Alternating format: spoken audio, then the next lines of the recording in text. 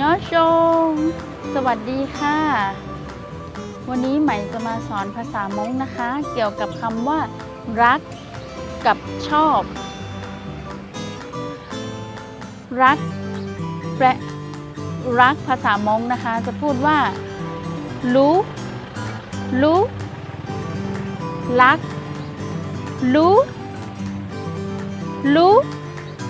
จะแปลว่ารักชอบเนี่ยชอบเนี่ยนะคะแล้วถ้าเราจะมาเพิ่มประโยคนะคะ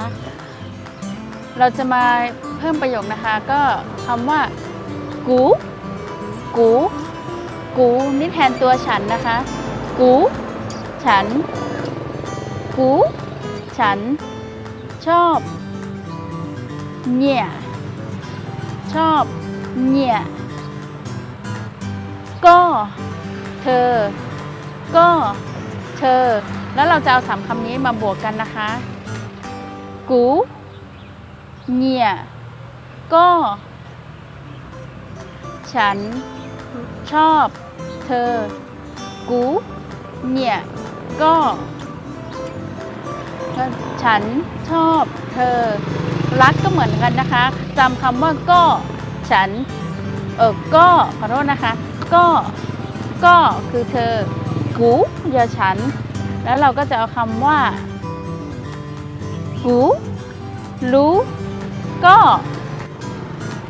ฉันรักคุณกูรู้ก็หรือจะใช้คำว่าฉันรักเธอก็ได้นะคะฉันรักคุณฉันรักเธอมันก็แปลความหมายเดียวกันนะคะกูรู้ก็ฉันรักเธอกูรู้ก็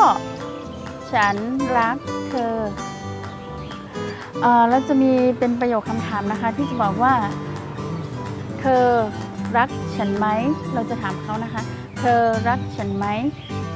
ก็ปัวรู้กูก็ปัวรู้กูเธอรักฉันไหมและประโยคคำถามนะคะที่ถามว่าเธอชอบฉันไหมก็ปัวเนี่ยกูก็ปัวเนี่ยกูศัพท์ใหม่ในวันนี้นะคะก็คือต้องมาเรียนรู้คำว่าฉันกับเธอกูก็ฉันกูเธอ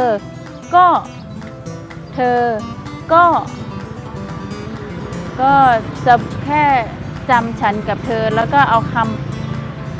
ำว่ารักกับชอบมาเติมตรงกลางเราจะได้คำถามนะคะที่ถามว่าที่บอกว่าฉันรักเธอก็เป็นกูรู้ก็หรือว่าเราจะใช้ง่ายๆนะคะเพราะว่าเธอรักฉันก็ได้นะคะจะพูดแต่ส่วนใหญ่เราก็ไม่ค่อยนิยมพูดว่า